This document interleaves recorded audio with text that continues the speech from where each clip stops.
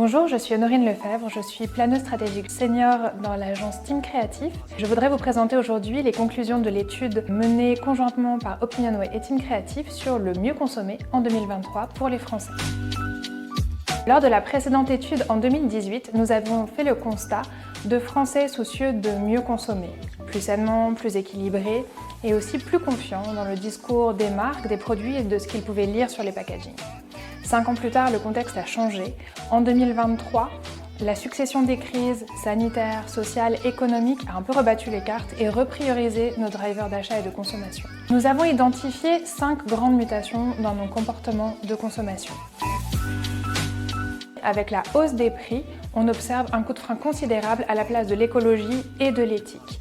Ils sont relégués au second plan alors qu'ils apparaissaient en 2018 comme l'un des piliers du mieux manger. Aujourd'hui, ils sont fortement en difficulté.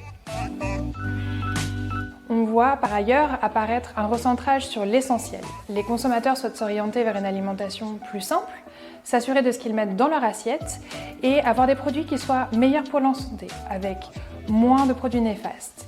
Ils portent aussi une attention toute particulière à la composition, sans additifs, et à la liste des ingrédients qui doit être courte.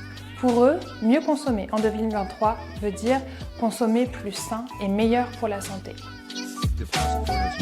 On voit apparaître l'émergence du local et de l'origine France.